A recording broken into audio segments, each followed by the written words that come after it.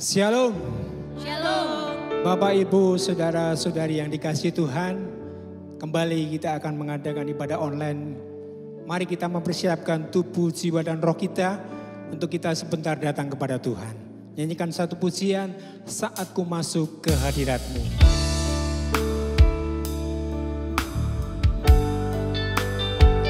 Biarlah kita minta kemurahan-Nya Tuhan. Sekalipun ini ibadah online, boleh kita masuk dalam hadirat-Nya. Saat ku masuk ke hadirat-Mu, ku tersungkur dan sembah-Mu. Ku persembahkan korban syukurku yang terbaik bagimu. Saat ku masuk, saat ku masuk ke hadirat-Mu, ku tersungkur dan sembah-Mu.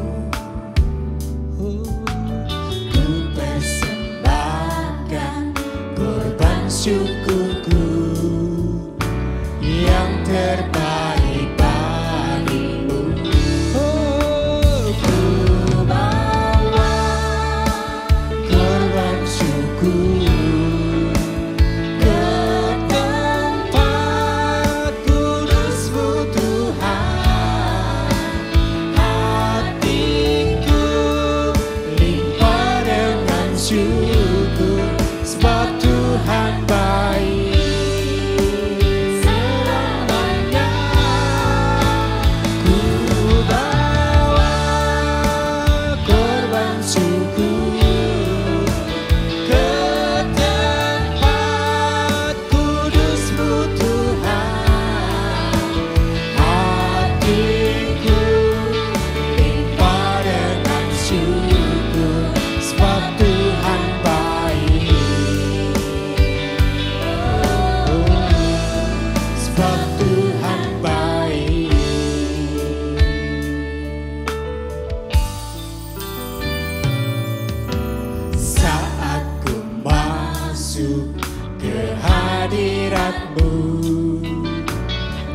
Tersungkur dan sembah-Mu, ku persembahkan korban syukurku yang terbaik bagimu. Ku bawa korban syukur ke tempat kudus-Mu Tuhan.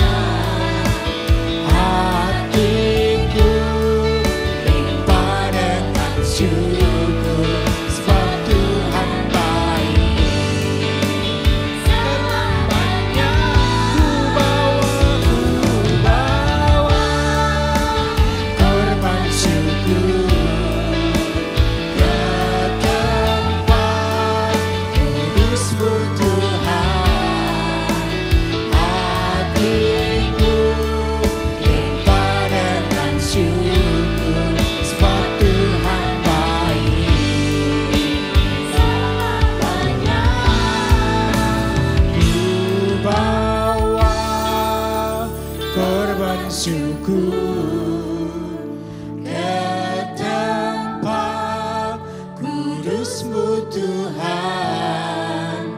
Hatiku limpah dengan syukur, sebab Tuhan baik. Selamanya bawa korban syukur ke tempat kudus-Mu Tuhan. Hatiku limpah dengan syukur, sebab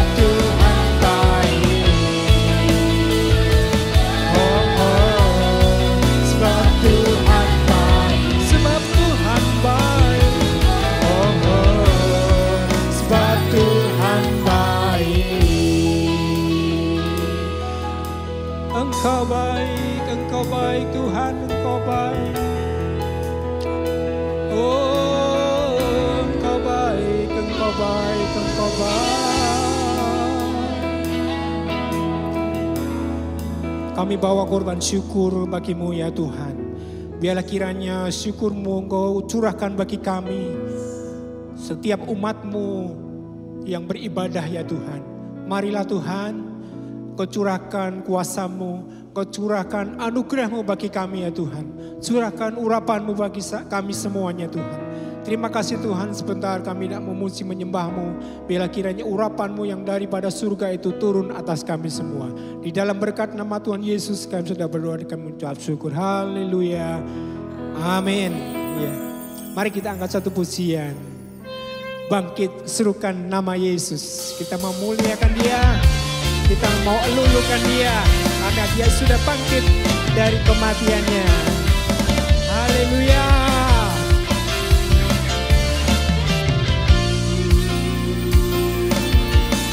Bangkit serukan nama Yesus. Maju nyatakan kuasa-Nya. Kita buat iblis gemetar.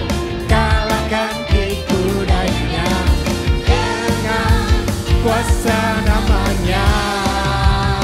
Bangkit, bangkit, serukan nama Yesus. Maju, nyatakan kuasa-Nya. Kita buat iblis gemetar, kalahkan tipu dayanya. Dengan kuasa namanya.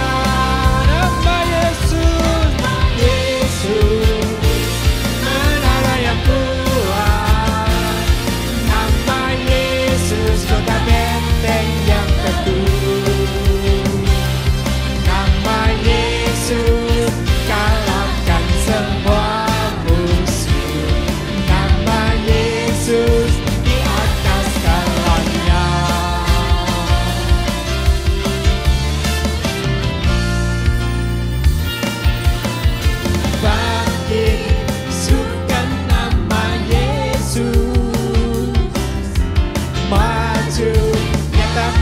Kuasanya kita buat iblis gemetar. Iblis gemetar, kalahkan tipu dayanya. Dengan kuasa namanya. Nama Yesus, menara yang kuat. Nama Yesus, kota benteng yang teguh. Amin, amin, haleluya. Yesus kalahkan semua musuh. Nama Yesus di atas segalanya. Nama Yesus, menara yang kuat. Nama Yesus, kota benteng yang teguh. Nama Yesus kalahkan semua musuh. Nama Yesus di atas segalanya. Nama Yesus, menara yang kuat. Nama Yesus, kota benteng yang teguh. Haleluya. Yesus kalahkan semua musuh. Nama Yesus di atas segalanya. Nama Yesus di atas segalanya. Nama Yesus, nama Yesus, nama Yesus, nama Yesus di atas segalanya.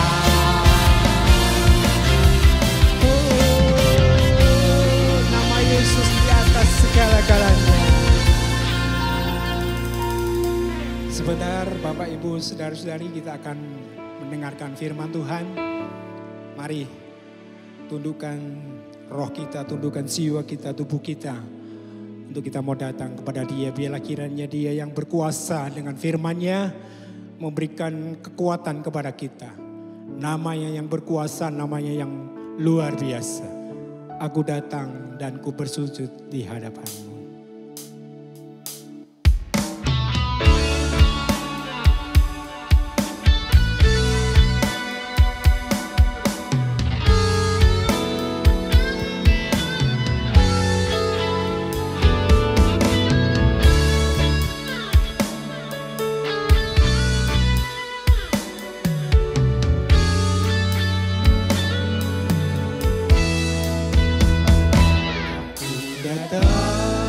Dan ku bersujud di hadapan-Mu, ku rasakan indah hadirat-Mu.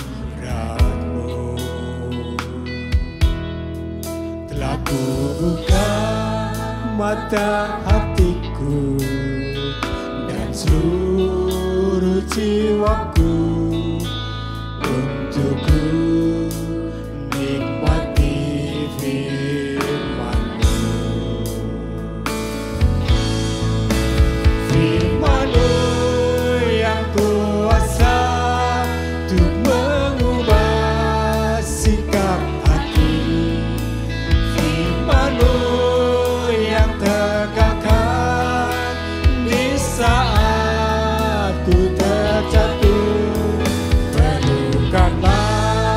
bejanaku dengan air sungai-Mu.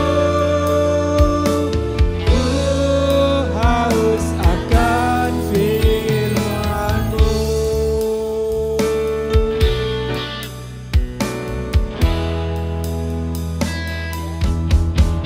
Aku datang dan ku bersujud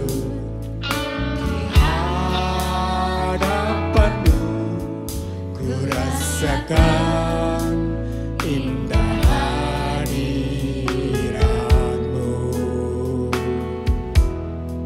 Telah ku buka mata hatiku dan seluruh jiwaku untuk ku nikmati firman-Mu. Firman-Mu Tuhan, firman-Mu yang berkuasa untuk mengubah sikap hati. Firman-Mu yang tegakkan di saat ku terjatuh. Penuhkanlah bejanaku dengan air sungai-Mu.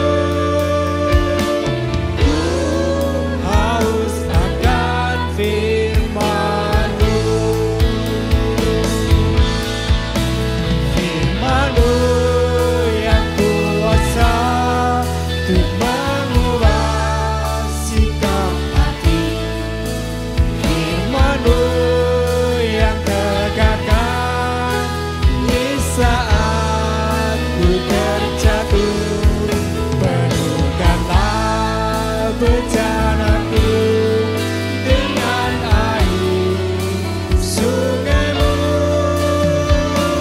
Ku haus akan firman-Mu.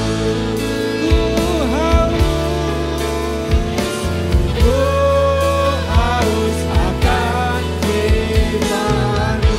Ku haus akan firman-Mu. Ku haus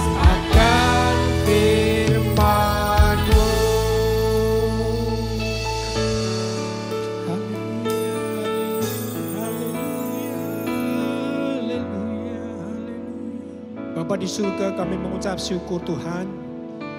Kalau kami boleh menikmati lawatan-Mu, kami boleh menikmati hadirat-Mu ya Tuhan.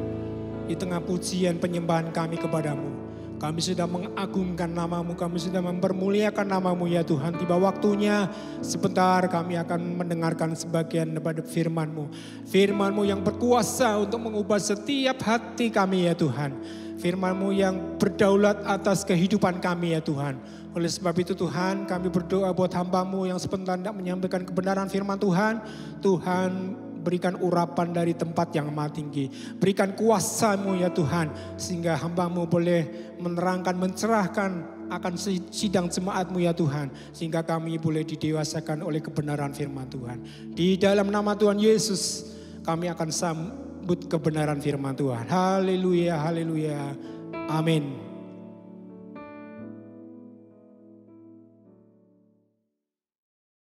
Shalom. Selamat berjumpa dalam kasih Kristus. Marilah kita kembali bersama-sama akan menikmati firman Tuhan saat ini. 2 minggu yang lalu kita baru saja merayakan Hari Raya Kematian dan Kebangkitan Tuhan atau perayaan Paskah. Lalu saat ini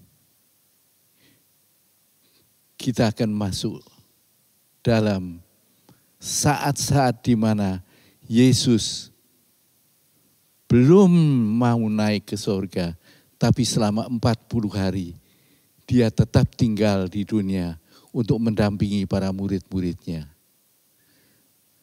Apa tujuan pada Yesus tidak naik ke surga, tapi tunggu 40 hari lamanya di tengah-tengah murid-muridnya? Walaupun dia tidak tinggal di situ. Walaupun sebenarnya lebih enak kalau dia kembali kepada Bapa di surga enak. Mari kita akan lihat bersama-sama. Dan hal ini saya bahas dari Kisah Rasul pasal 1 ayat 1 sampai 8. Kita baca sama-sama. Apa yang menjadi sebab mengapa Yesus tidak cepat-cepat setelah bangkit naik ke surga? Yang pertama, kita baca ayat yang ketiga dari Kisah Rasul pasal yang pertama. Demikian firman Tuhan, ayat yang ketiga A. Kepada mereka ia menunjukkan dirinya setelah penderitaannya selesai. Dan dengan banyak tanda, ia membuktikan bahwa ia hidup. Saya tekankan, ia membuktikan bahwa ia hidup. Banyak pemimpin agama di dunia.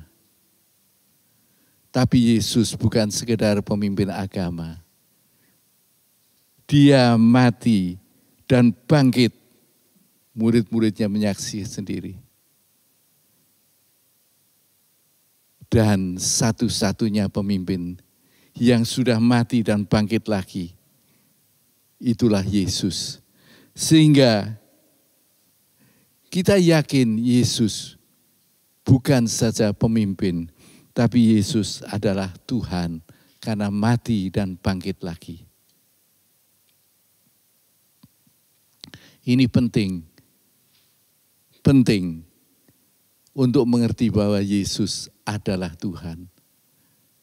Tidak seperti kalau kita punya pemimpin agama lain, tapi kita yakin benar karena dia hidup, dia adalah Tuhan. Yesus menyatakan dirinya karena apa? Karena di tengah-tengah murid-muridnya, para rasul sendiri, banyak yang tidak percaya. Thomas tidak percaya kalau Yesus bangkit. Oleh karenanya Yesus menyatakan diri bahwa dia hidup dan dia adalah Allah. Yang kedua, kita baca ayat yang ketiga bagian B. Sebab selama 40 hari ia berulang-ulang menampakkan dirinya dan berbicara kepada mereka tentang kerajaan Allah. Selama 40 hari dia berbicara mengenai firman Tuhan. Apa yang menjadi tujuannya? Yaitu supaya murid-muridnya imannya menjadi kuat. Dalam Lukas pasal yang terakhir, pasal 24, ayatnya yang ke-45 dikatakan demikian. Lalu ia membuka pikiran mereka sehingga mereka mengerti kitab suci. Selama 40 hari dia membuka pikiran, mengajar tentang firman sehingga mereka mengerti tentang kitab suci. Ini penting sekali. Karena ternyata murid yang paling senior Petrus itu pun ragu. Setelah berita daripada penjaga kuburan mengatakan mayat Yesus dicuri. Setelah kabar lain muncul bahwa yang mati bukan Yesus. Muncul keraguan. Bahkan setelah Yesus yang bangkit itu muncul. Toh keraguan itu masih ada pada murid-murid. Sehingga dalam Yohanes 21 dikatakan, Petrus mengajak teman-temannya kembali pergi ke Danau Nazaret untuk kembali pada pekerjaan yang lama mencari ikan. Sangat memprihatinkan sekali. Oleh karenanya Yesus berusaha supaya iman mereka kuat. Dan kemudian hasilnya memang bagus. Anak-anak Tuhan, pelayan-pelayan Tuhan, rasul-rasul saat itu berani menderita demi Yesus karena mereka berpegang pada firman Tuhan. Yang ketiga, saudara, kalau yang pertama tadi menunjukkan dirinya ia hidup. Yang kedua, yaitu membuat iman para murid-muridnya teguh. Yang ketiga, Yesus berjanji akan memberikan Roh Kudus. Kembali pada Kisah pasal 1 ayat yang ke-4 dan 5. Ada suatu hari ketika ia makan bersama-sama dengan mereka, ia melarang mereka meninggalkan Yerusalem dan menyuruh mereka tinggal di situ menantikan janji Bapa yang demikian katanya. Telah kamu dengar daripadaku, sebab Yohanes membaptis dengan air, tetapi tidak lama lagi kamu akan dibaptis dengan Roh Kudus. Puji Tuhan, saudara. Yang ketiga, tujuan Yesus tidak cepat-cepat naik ke sorga, karena dia ingin memberikan janji pada muridnya, untuk mereka akan didampingi Roh Kudus dalam perjalanan hidupnya. Kalau kita baca Yohanes 16 ayat 13, di sana dikatakan salah satu fungsi daripada Roh Kudus adalah menuntun pada jalan yang benar. Menuntun pada jalan yang benar, berpikir benar, omong benar, ambil sikap benar, langkah-langkahnya benar, karena dipimpin oleh Roh Kudus. Itu kebutuhan yang penting. Dan akhirnya memang murid-murid itu terima Roh Kudus.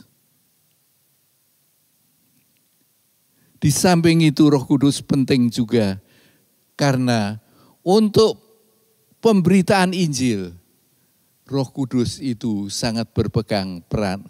Perannya sangat luar biasa. Dikatakan dia adalah suatu dinamit yang meledakkan. Sehingga orang-orang yang keras hatinya bisa bertobat. Iblis-iblis diusir, Roh Kudus bekerja, iblis kontal. Saudara, sungguh luar biasa. Dan yang keempat, saudara, kembali dalam Kisah 1 ayat yang ke-8, tetapi kamu akan menerima kuasa kalau Roh Kudus turun ke atas kamu, dan kamu akan menjadi saksiku di Yerusalem, di seluruh Yudea, Samaria, sampai ke ujung bumi. Waktu Tuhan Yesus naik ke surga, pesan ini juga, pergilah jadikanlah sekalian bangsa itu muridku, dan baptislah mereka, dan selanjutnya. Saudara, salah satu tujuan utama daripada Tuhan Yesus turun ke dunia, dan itu yang sangat penting, adalah supaya umat manusia yang berdosa itu diampuni dosanya. Dan tidak ada satupun yang binasa, tapi selamat semuanya. Dalam suratan 2 Petrus pasal yang ketiga ayat yang ke-9 dikatakan begini. Tuhan tidak lalai menepati janji sekalipun ada orang yang menganggapnya sebagai kelalaian. Tapi ia sabar terhadap kamu. Karena ia menghendaki supaya jangan ada yang binasa, melainkan supaya semua orang berbalik dan bertobat. Ini saja. Tuhan menghendaki semua orang bertobat, oleh karenanya dia pesan pada muridnya, bahkan pada saat dia mau naik pun dia pesan lagi pada muridnya, yaitu jangan lupa penginjilan, sampaikan firman ini sehingga mereka sekalian bertobat. Ini saudara. Oleh karenanya pada saat-saat yang mirip sama dengan waktu Yesus mendampingi murid-murid, yaitu setelah sekian hari dia bangkit, kita akan merenungkan rencana dan kehendak Tuhan. Tuhan ingin kita percaya betul bahwa dia adalah Tuhan, karena dia bangkit dari kematian. Tuhan ingin kita hidup dipimpin oleh Roh, dan Tuhan ingin kita menjadi orang yang menangkan jiwa bagi Tuhan. Siapkah kita melakukan itu? Kiranya Tuhan dipermuliakan dan berkat Tuhan turun atas kita sekalian. Mari kita berdoa. Bapa kami yang ada di dalam sorga, kami naikkan syukur dan terima kasih padamu karena Engkau baik dan sungguh baik. Sangat baik Tuhan. Engkau yang sudah menyelesaikan tugasmu Tuhan, yaitu mati di kayu salib, mencurahkan darahmu untuk membasuh kami. Engkau tidak terus pulang, tapi Engkau masih Tuhan. Hatimu masih di murid-muridnya, yaitu Engkau ingin menjadikan mereka alat-alat untuk menangkan jiwa. Tuhan, kiranya hal ini juga Kau kerjakan dalam diri kami, sehingga kami boleh menjadi anak-anak-Mu yang berguna, menangkan jiwa, hatimu disukacitakan, dan kami boleh menjadi anak-anak-Mu yang sesuai dengan kehendak-Mu. Berkat Tuhan kiranya turun atas. Dalam nama Tuhan Yesus Kristus. Amin. Pengumuman gereja pekan ini. 1. Untuk ibadah-ibadah yang biasanya dilakukan baik mingguan atau ibadah tengah minggu masih kita tiadakan dan tetap merupakan ibadah online. Hanya saja ada tambahan, tiap hari Sabtu jam 19.00 kita akan bersama-sama menyatukan hati dalam doa bersama secara online. Kedua, pada saat mengikuti ibadah online yang tersedia, kami mengharapkan saudara-saudara sekalian untuk mengajak teman atau tetangga terdekat untuk beribadah bersama-sama. Ketiga, usahakan tetap ada komunikasi dengan sesama jemaat dan pengurus gereja. Keempat, bagi jemaat yang rindu memberikan persembahan atau persepuluhan bisa ditransfer ke rekening BCA dengan nomor rekening 0374 340 723 atas nama Nyo Jong Bi. Nanti bisa dilihat kembali, diputar kembali untuk nomor rekeningnya. Sekian pengumuman, tetap semangat, Tuhan Yesus memberkati.